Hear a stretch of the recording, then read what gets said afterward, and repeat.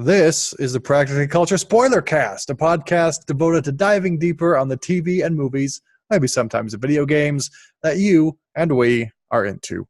I'm your host, Logan Bowe, podcasting from Lehigh, and I'm joined, as always, by the one, the only Bob Caswell in the Bay Area. How are you, Bob?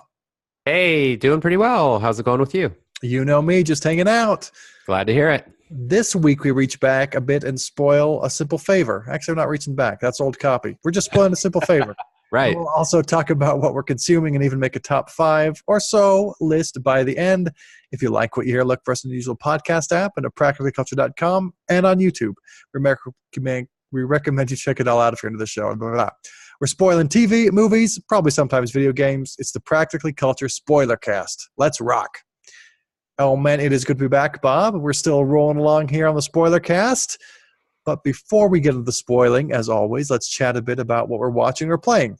I'll even go first. All right. I have a new obsession, I must admit, Bob. Okay. Yellowstone. Oh, I've heard about this. I mean, we talked a bit on the main show, and I'm really loving it. I feel betrayed a little bit by the lukewarm critics' reviews. And, you know, not to be too hard, I imagine that not everyone will love it as much as I do, but it's got that Taylor Sheridan-y Western manhood vibe that I love. So I'm really excited about that. I'll probably be finished with it this week. I don't know if I can talk you into doing it, but that'd be a super fun one to do on the podcast because I love it. How long is it? I think it's 10 episodes that are about an hour each. Whoa, all in 1 week. Yeah, that's a lot to do for a week. But do you think people are just like Taylor Sheridan out? At least critics. I think regular people, normals as I like to call them, you and me, probably don't know that much about him. I heard, I haven't looked into it to confirm on my own, but I heard that it was actually the highest rated cable show this summer. Oh, wow. So people are watching it, but critics didn't like it quite as much. Interesting. Feel like there's a thought piece or two there. Maybe so. I'm still furiously catching up on Better Call Saul, and I'm loving every minute of it. I regret that I ever bailed on that one, but I'm going to be caught up, and hopefully we can do that one soon, or I can do that one soon, whatever. You may not catch up on it, but Better Call Saul is good. In terms of movies, I have to admit I'm secretly really looking forward to The Sisters Brothers, so I hope we can watch that and maybe do that one soon. Yeah, I'm with you. I want to see that as well, for sure. So what do you got cooking? TV, movies, video games, whatever. Well, I'm playing the new Shadow of the Tomb Raider. It just came out this past week. And so I've put my PlayStation on hold while I've switched back to the Xbox, and I'm really enjoying it so far. It's getting mostly positive reviews, but kind of it's the end of a trilogy for the Lara Croft reboot that started, I think, back in 2015. What else do I want to say about it? It's really gorgeous. It's got the right mechanics to keep me engaged, kind of open worldy, but not too much. It's a fun game. So that's kind of what I'm doing for now. Are you going to want to do it on the spoiler cast? Should I get up on it? How urgent is that? Good question. I mean, it is like the talk of the town in terms of new release games. But the thing is unless we talk about it like pretty soon, just fall season, there's so many other games. I don't know that it's going to be the front runner of any sort of awards. I think it's just in the moment because it released early. I don't know if I want to put it on you, to be honest. Probably I'd rather watch Yellowstone and talk more about that kind of stuff or pick something else. All right. Sounds good. Well, ready to get to this? Yeah, let's do it. A simple favor. Stephanie is a mommy blogger who seeks to uncover the truth behind her best friend Emily's sudden disappearance from their small town. Starring Anna Kendrick, Blake Lively, and Henry Golding. Directed by Paul Feig. Written by Jessica Sharzer, who also did Nerve, which I saw. I don't think you did. It's based on the novel by Darcy Bell. What did you think, Bob? Well, I have lots of mixed feelings with this movie. If I were to use words, Logan, I would start by saying things like intriguing, quirky, clever, and then I would slowly, or not so slowly, switch over to underwhelming, disappointing, over the top. And then it sort of nets out as fine. Okay. All right, fair enough. I smell what you're cooking there. So one thing that intrigued me was that I think it has a different tone, like a livelier tone than most suspense thrillers have. So that was a little bit different and fun. It's like it has the same vibe as a comedy, I feel like. There is some charming acting coming from Anna Kendrick, I think especially. The others, well, the others I have mixed feelings about, I guess.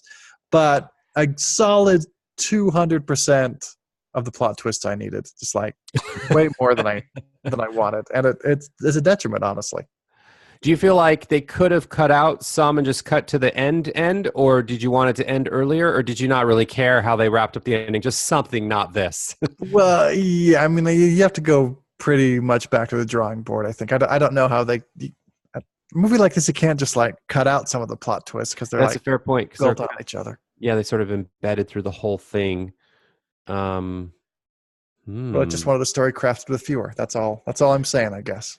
Hear me out, Logan. That now I have an idea for a new podcast of where we take movies that are otherwise pretty good, and then we just like on air rewrite the screenplay and be like, okay, you just need a nip here, tuck there, and then the ending would be like this. The premise was solid, the characters were well written.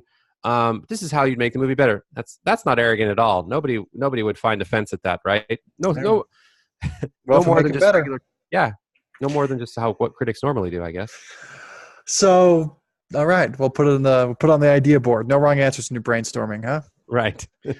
But the plot really is crazy. The way I think I want to approach this, tackle this, get our arms around it, is let's talk about sort of the first half, maybe some general impressions, and then once we do that, mostly, I'm just gonna go plot point by plot point. It took me like 20 minutes just to write out. I have like 20 distinct plot points that you have to keep straight just in order to figure out what's going on. And so we'll just sort of bang those out, comment when we want to. Just, if we're spoiling it, may as well spoil it just in case someone wants to watch this or listen to this instead of watch the movie. But it's almost like two movies. Let's deal with the first half first, yeah? Okay, that sounds good. So the first half, set the stage. Stephanie's this mommy vlogger. Hi, moms, she always says. And she does everything perfectly. She over-volunteers for helping at the kids' school. She has a bunch of recipes and things like that. Emily, on the other hand, is this working mom who's honestly not that good of a mom, but they start hanging out and becoming friends. Emily's a bad influence, of course, but, those friends can be fun sometimes.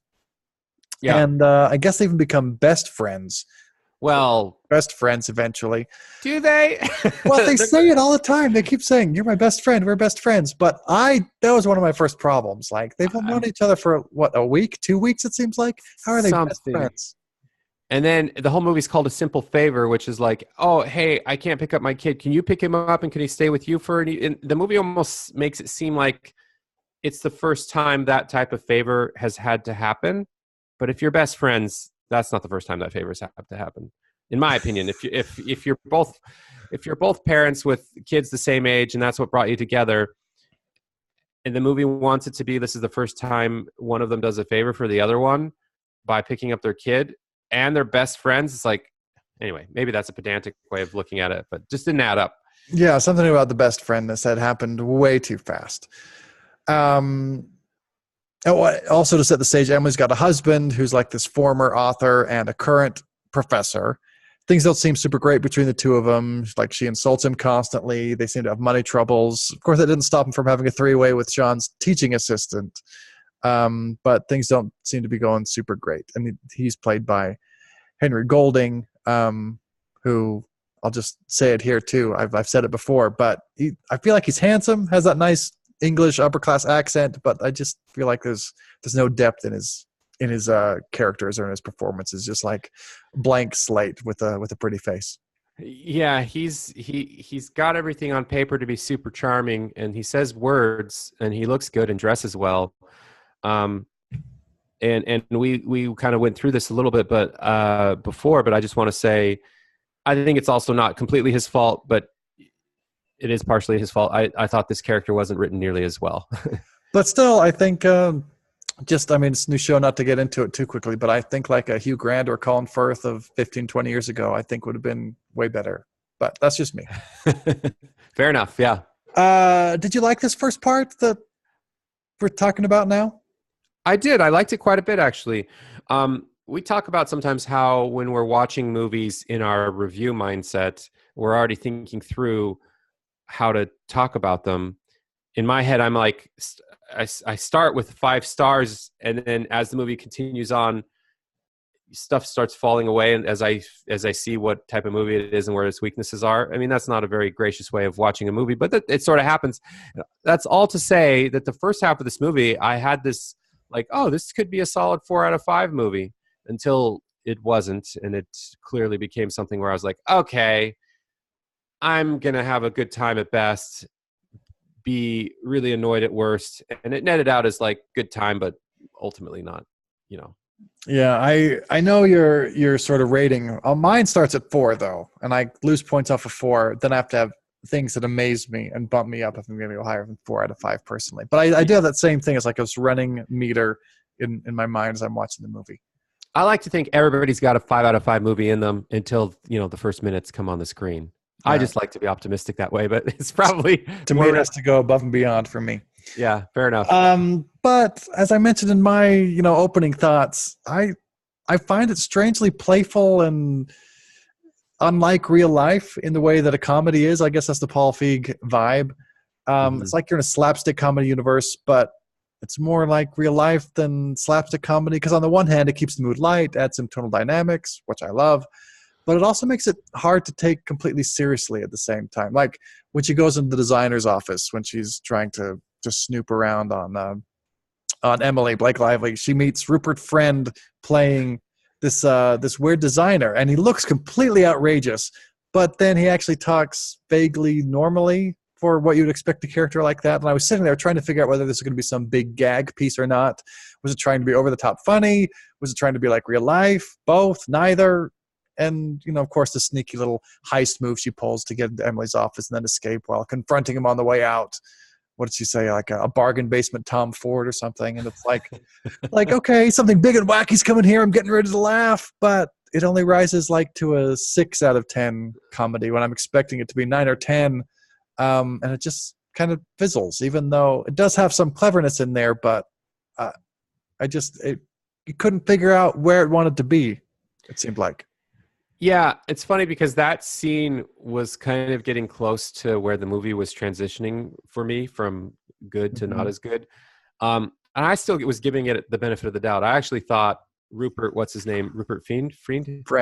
Or Friend. Maybe it's Friend. It's spelled like friend. Yeah, he just made me laugh though. I thought that because it ties back into the exchange that Emily and Stephanie had about how to deal with men in the workplace. And I thought that was kind of a funny little, female moment of whatever kind, highly exaggerated, but it paid off well the way it was set up and then showed in that scene. So I'm going to go on record as saying I was still like team, this is clever, this is good at that point, even if in retrospect, now I'm like, oh, okay, yeah, well, it was fine, but that was kind of the signs of the downward, we're not a serious movie anymore. And I will say in the beginning, a lot of the subject matter they talk about, I like it when movies have regular characters talk about money problems or how insurance payouts work or tragedies or where people are in their life as they're getting to know each other. Oh, what's your story? Well, my husband, I'm a widow and he died in a car accident. Interesting. Oh, I'm sorry to hear that. I liked that there was some sort of everydayness charm to it. And, one of them is in a more conventional style home that's middle class, and then the other's upper middle class. And they sort of talk through their different perspectives as they just, oh, I bet you'd love cooking in this kitchen. And she's like, And like, I thought Paul Feig, or I should give credit to the writers, did a good job teasing out a lot of things that are interesting. I was going to say funny. It's not so much funny, but just intriguing about real life and how that kind of event would play out, those two characters meeting each other. Does that make sense? It does make sense. One of the real life things that I liked was how it was like two friends getting to know each other. They're different kinds of people, but they are sort of vibing it and liking what the other one brings out of them. Like like Emily tells Stephanie not to apologize, and that ends up being a thing that she works on the whole movie, even at the very end, like, whoops, sorry. Actually, I'm not sorry. or putting you in jail, or getting her to drink a lot. Yeah. And then share confessions and secrets and stuff like that. So it just reminded me, if the details might be different, but just of what it's like meeting a new friend who's different from you and maybe even slightly bad influence, but it's sort of fun still. Yeah, for sure. One thing I also want to say, throughout the movie, there were a ton of flashbacks, and I didn't always like them. And I'm going to expand a little bit more onto here. They were just added on to do some weird work, to some strange things, like reveal the truth when someone was lying or hiding something. And that's okay, I guess. The first one I'm thinking of is when Stephanie's talking about how her husband died, and it's much more intense in reality than how she describes it. But then when she talks about being attracted to her half-brother that looks like her dad, the flashback reveals that they not only had sex, but had an ongoing affair, but she doesn't say that.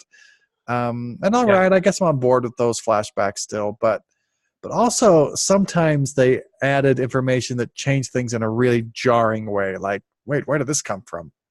And why don't we see this before? By the time everything is getting super messy, and I know this is dipping in the second half a little bit, but we start learning that Emily is apparently into dudes and chicks, and then only then do we see that Stephanie and Emily had shared a kiss when they were drinking, that Stephanie pulled back from and didn't want to go forward with.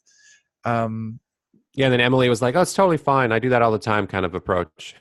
Yeah, but it's like, why do we need this as a flashback when we could have? Yeah, it's a present day flashback. That doesn't. Yeah, it's weird. That would have helped in establishing their best friendsness or something, because there was a lot of I think it was Stephanie who first said, "Oh, we're best friends," but then I'm like, "Yeah, maybe you think you are, Stephanie." But then Emily later in the movie was like, "Oh, because we're best friends," and I was like, "Okay, this is clearly from a script, because Emily would not use that phrase based on what I've seen of their interactions together." That is a good point. And the other one that was weird for me is, I mean, normally we get the flashbacks from Stephanie's perspective. She seems like the one whose perspective the movie is from mostly. But then we get this huge fast flashback from Emily's perspective about how she actually killed her twin sister, even though she's lying to Stephanie about it.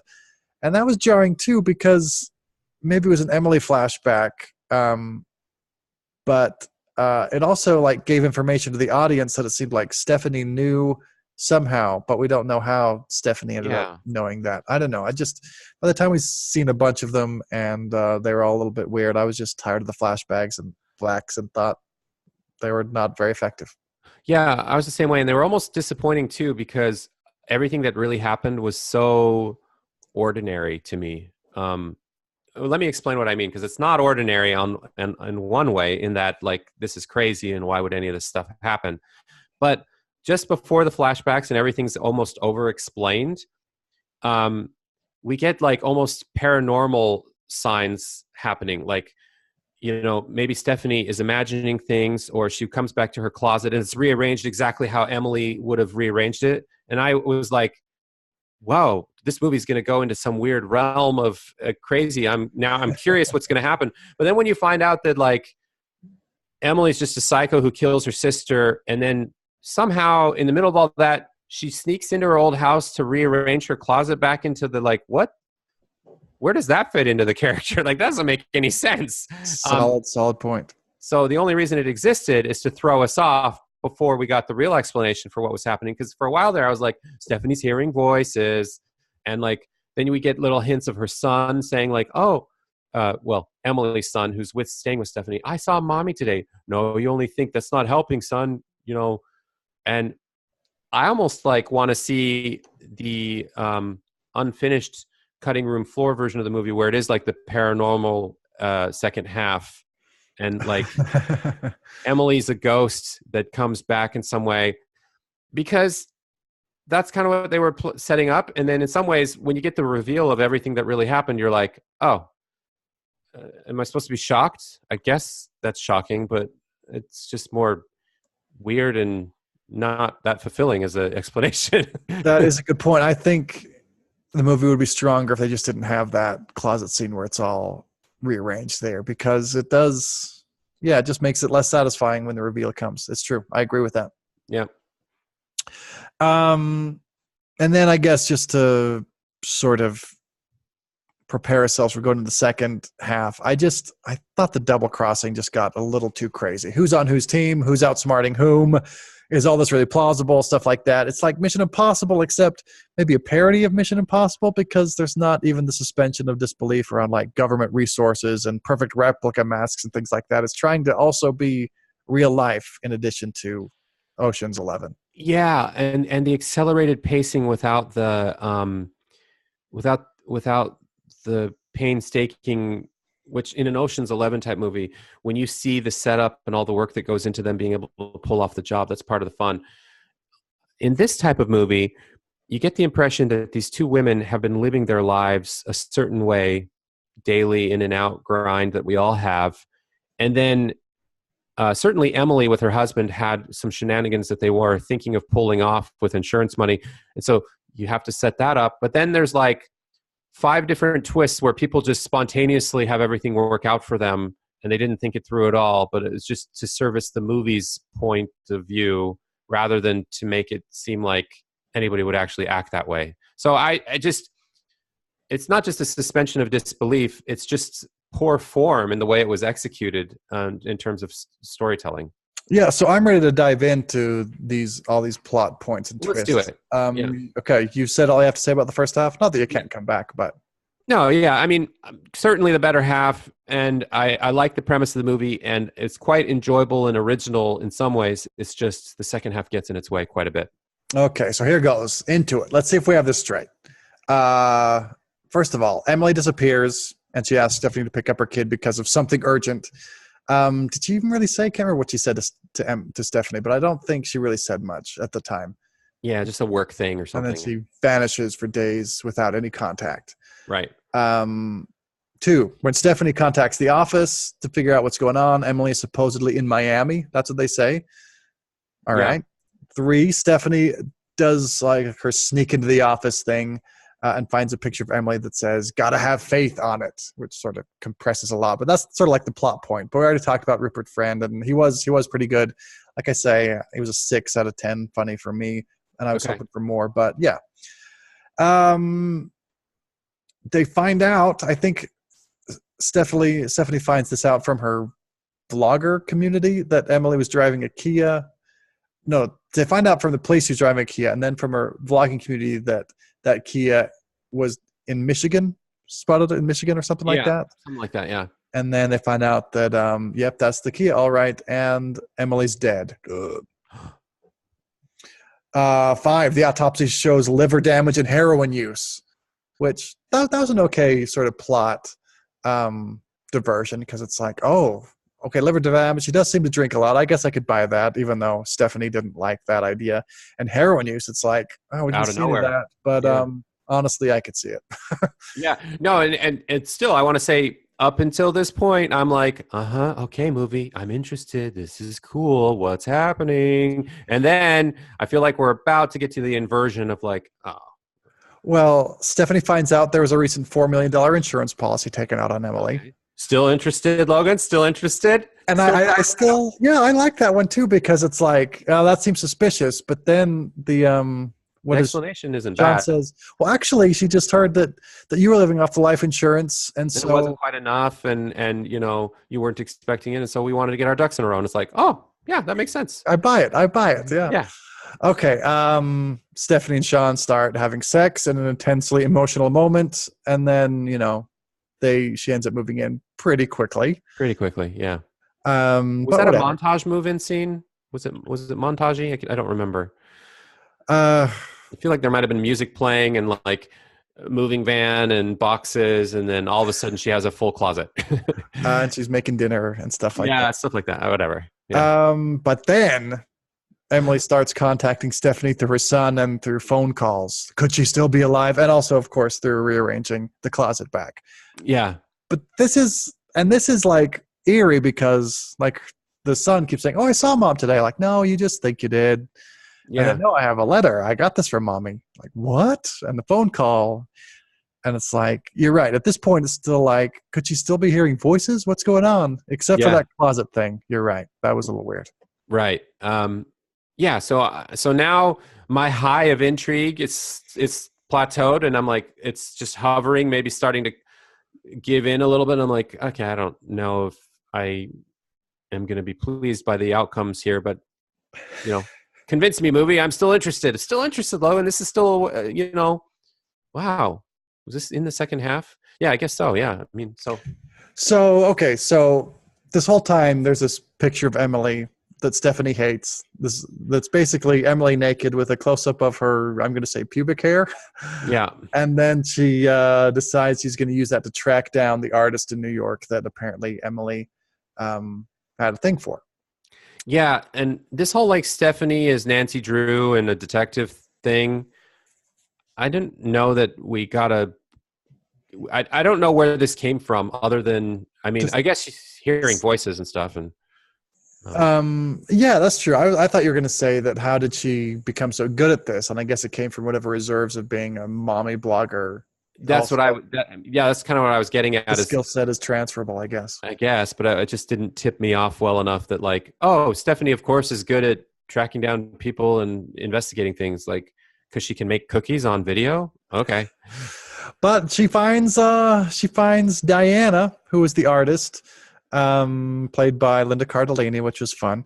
And then she finds out that Emily used to be called Claudia, and it was Diana's muse, and they were very much in a relationship with her. So that's how we definitely know bisexual or maybe lesbian at times.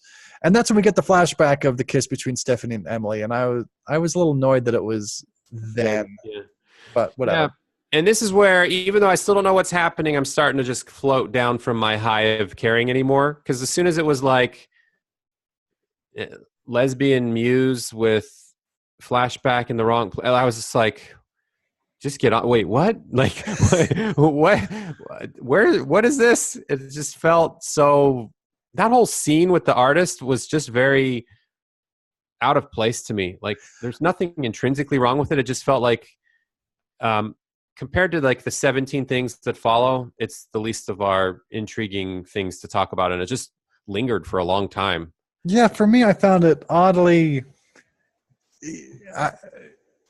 not fully believable. I mean, just in the sense that if I were Stephanie, I would be skeptical and like, well, how do I know you know the real Emily/Claudia, and how do I know I don't? And are we sure this is the same person? Yeah, and there was a lot of weird, also Paul Feige stuff where it's like, is this supposed to be comedic where she's always holding a knife, and then it's like, and now I hate knives. It's like, haha, like, okay. Yeah. I don't know. It's just really weird. So, but Diana also gives her like this random box of stuff she left. And it must have been years and years ago if Emily now has like a kid and a new life and stuff like that. Yeah. Diana was just keeping it for whatever. Oh, but even though I was keeping it for years, I'll just give it to you. Yeah. Enter plot point here, random box handoff of old character being investigated. Yeah, it's just like, okay, weird, whatever. But it gives her the clue to start snooping around the Squaw Lake Bible Camp in Michigan. And she does, and she sees pictures of Emily, but her name is actually Hope, and she has a twin named Faith. But wait, there's more. They're actually triplets. And they get that matching tattoo on their wrist or hand with a symbol that means charity in honor of their other sister.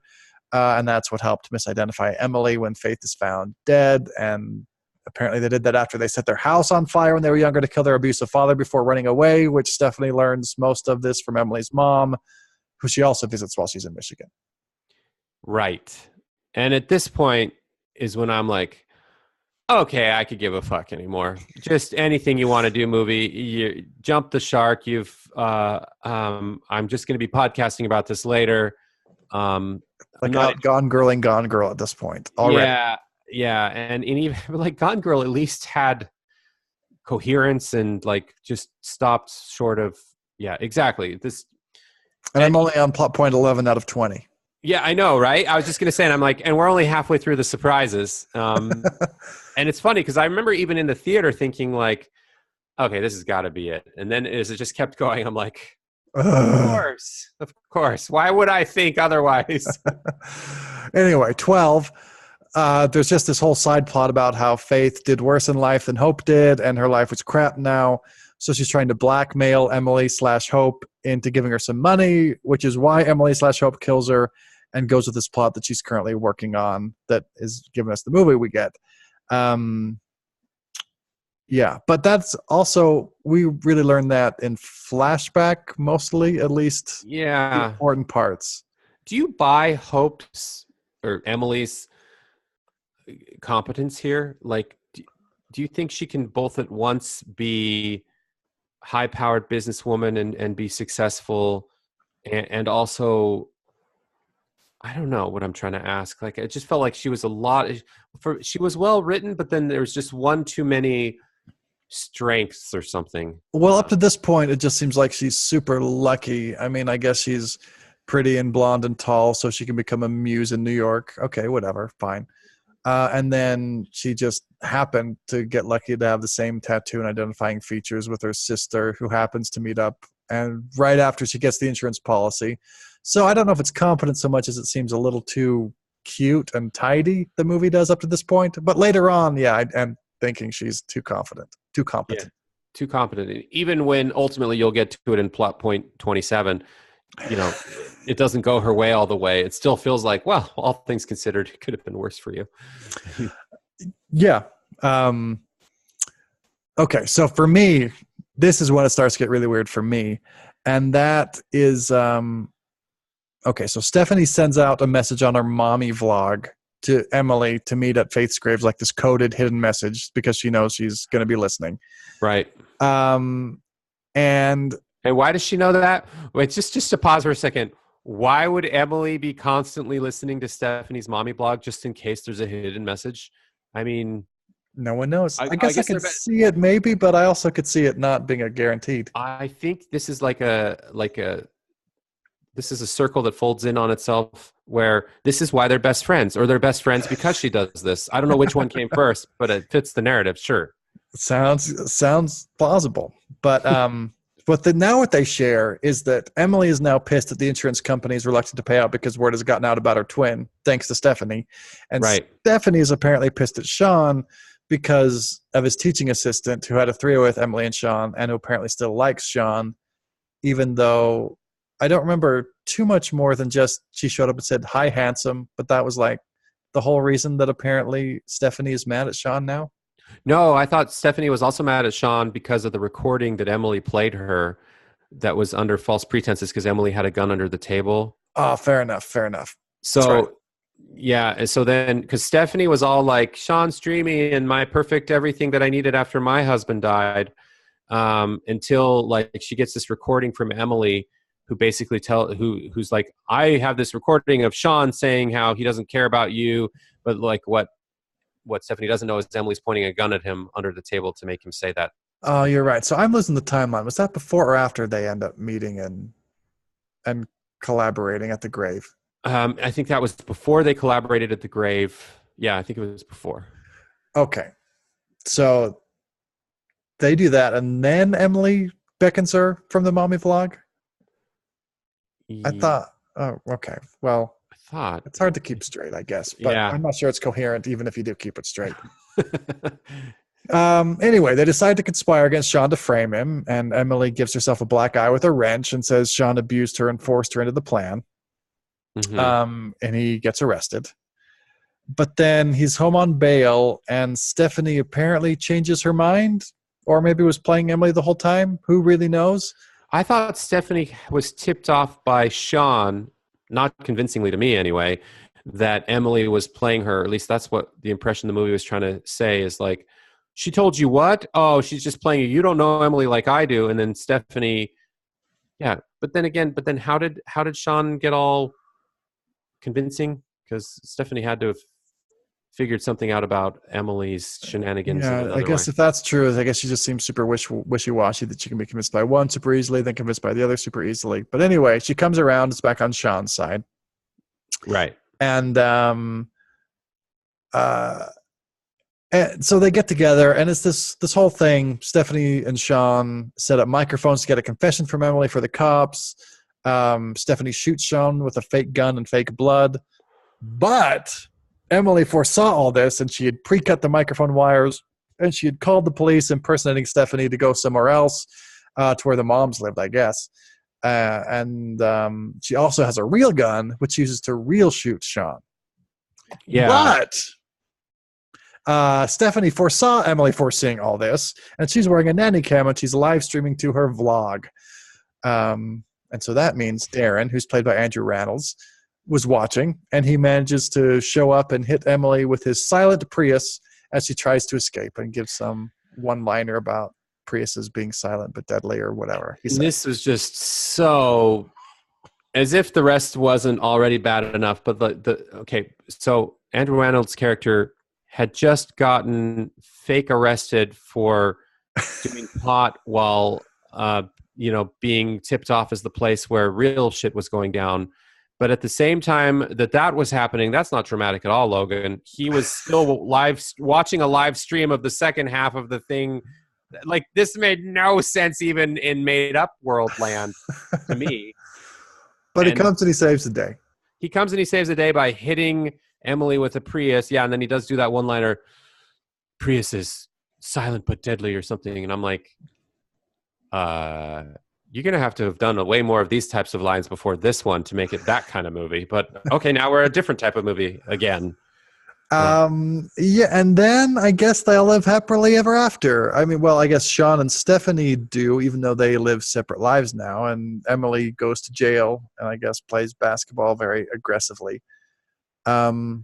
And then it's over. And I was left feeling a little hollow. Yeah.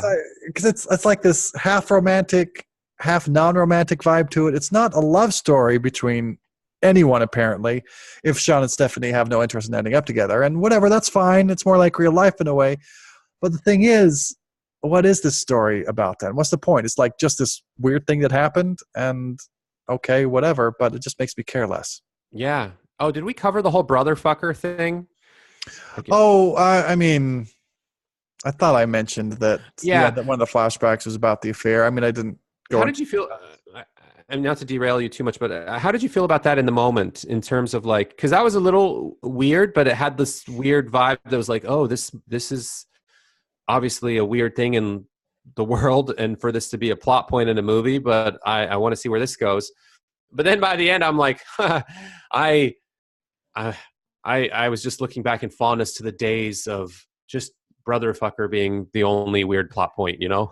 Well, that's true. They sort of don't really give it full shrift, I guess you might say, because it shows up at the funeral and reminds her of her dad, their dad's funeral. So I guess whatever stuff that brings up, she acts on. Yeah, well, so we get this in a flashback too, just to put a finer point on it. So we get a flashback because Emily and Stephanie are on the couch and saying, let's play that game where we tell each other a deep, dark secret. And Stephanie's is, at my dad's funeral, a guy shows up that I find out is my half-brother from my dad having another relationship. And then I kind of like him. And we'd only kissed or something, right? But the flashback shows that they end up having sex. And then later on, maybe it's another flashback. I think it's another flashback. We find out that she's super close to her brother and probably still having an affair. And probably her kid is just as likely his as her husband's. That's the part I wanted to get to. That to me is massive, but it's got like seventh billing as a plot point. You know what I mean? Like, wait, your half brother could potentially be the father of your child and you're hiding that. And it just sort of made me think about the movie slightly differently. Like, oh, maybe Stephanie is like the perfect mommy blogger is really just as sick and twisted, or maybe I'm force feeding this idea as a moral of the story that I'm trying to understand or make up so that the movie makes sense. Like, oh, audience, you thought Stephanie was one character and that Emily was another, but really they're kind of different flavors of the same thing. Like, could you get that out of it or no? Well, Stephanie kept saying that she has a dark side. But I guess I would have liked exploring that dark side or more of the details there if I was really going to call her dark, because she didn't actually seem that dark except for that to me. And then it's implied that the two of them, the brother or Stephanie's husband and the half brother, who get in the car together to talk it out or something, that like it's a suicide / murder by the husband who just can't take it because of what Stephanie's done or something like that. Yeah, I couldn't figure out because it seemed like a pretty violent crash, but maybe they were like arguing or fighting, and so that's why it happened. Or maybe he just was a suicide murder. It wasn't really very clear about that. And again, it was very. I was going to say I'm glad we're talking about this, but I guess it's not that it's that important to me. But it's just to illustrate the point that this would be the point of any other movie. Yes, and more interesting point maybe. And yeah, exactly. And here it's just like a side note, like, oh, because when people fuck their half brothers and the husband is suspicious and murder suicide or not, I mean, that only needs 5 minutes. Like, oh, okay. So what's this movie really about? Oh, we'll get to it, and that's everything we just talked about. So that could have just as much been as interesting of a story, or given 3 times as much time and maybe made the movie better. But no, that's not the movie we got. Yeah, if we would have the same first half we had about this weird odd couple, and then they really explored some of their deeper, darkest secrets. Yeah, that's actually maybe a more interesting movie. Right. And this was based on a book, by the way. And so now I'm curious, but not really, if the book is this scatterbrained and crazy, or if this is Paul Feig, or, the writers, or what was going on here. Yeah, maybe the book has a little more time to flesh some of these things out and connect them and fill in the backstory. I can only hope. Right. Anyway. Well, yeah, so that's what I have to say. It has some intriguing things, but it just goes a little too far. And ultimately, I think you should watch a different movie other than this. I'm the same way. I think I enjoyed talking about it way more than I enjoyed seeing it, even though it was fine. I stand by my feeling fine about it. All right. Well, we got a top 5-ish list we need to get to. And today I proposed the category top 5-ish Anna Kendrick performances. Okay. Why usually go first? You usually go first. Do we take turns? I can't. Yeah, we take turns, something like that. Do you want to go first? Sure. I'm going to say in first place, my favorite Anna Kendrick performance is Pitch Perfect, the original. Pitch Perfect. I do like Pitch Perfect. That's certainly on my list. What about that performance? Not that we have to really get into it because it's hard to remember sometimes, but yeah, it's number one. No, it's been a while, but I think this is when I realized that Anna Kendrick is just on fire and full of all sorts of charm that really works for me. She's the leading lady. She's kind of vulnerable and confident at the same time, that kind of stuff. And she sings and has talent, but isn't sure. She's kind of the underdog. I think she has the Anna Kendrick package on full display in Pitch Perfect. Fair enough, because she was also a lead. And a lot of these performances, she isn't like the number one lead. In Simple Favor, she is, we just watched. But right. But that was probably her first fully lead role, and she was good. For performance, I loved her in Table 19. I liked that movie, and I thought she was the best thing about it. So I'm going to throw Table 19 up there. Okay. Not even on my list, but I respect your choice, Logan. Another one where she's the lead. I just thought I'd point that out. That's a good point. And, I think I just let my frustration with that movie get in the way. But you also challenged me, and I remember learning some things about that, and I meant to rewatch it. Blah, blah, blah. It's fine. Sounds good. All right. What's your next one? Well, Simple Favor, actually, I thought she did quite well, and I would put that as number 2, actually. All right. It's probably fair that it's on there. And I have a hard time going the other way, or the same way, I guess, as you're talking about. The movie itself makes it hard for me to like her, but I did like her performance. It makes it hard for me to put her high on the list, I guess, but I did like it.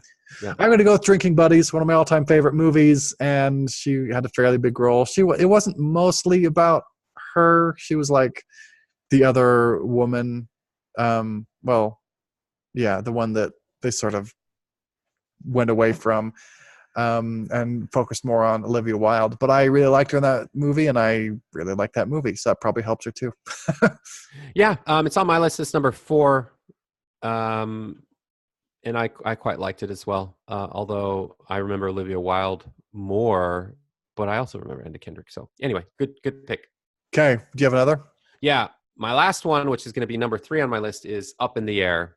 I thought, was this like her breakout role? Or I feel like she wasn't as well known back then. This was like, because it was really a George Clooney movie and a Jason Reitman movie with George Clooney in it. And Anna Kendrick was a supporting role, but it was a strong performance. And I think that's where whatever crush I have on her started.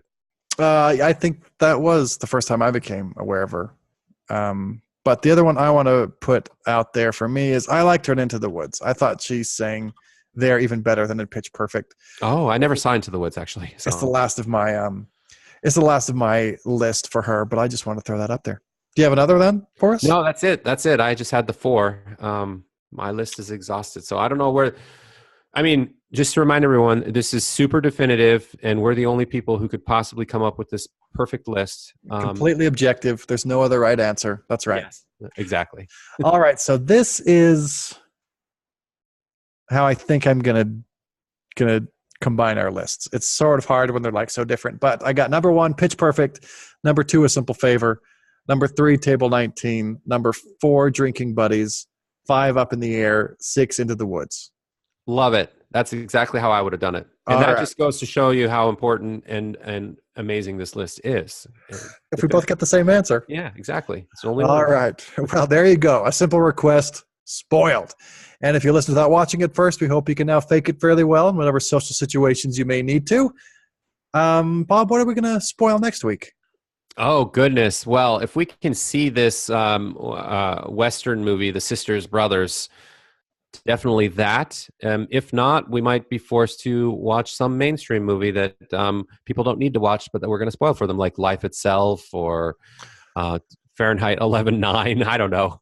That is a good point. Maybe if Life Itself isn't any good, they can just listen to our show instead of watch it. Exactly. So we'll see.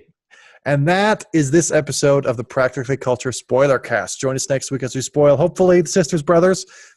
And we have the usual top 5-ish list, and we chat about what we're watching. You can find more from us at practicallyculture.com, on YouTube, and in your favorite podcast app. Like us on Facebook, follow us on Twitter. I'm at Logan Bo, Bob's at Bob Caswell. Send us a message, ask us your question, let us know how you like the show. Come back and get your pop culture spoiled. Thanks for rocking with us. Have a good one.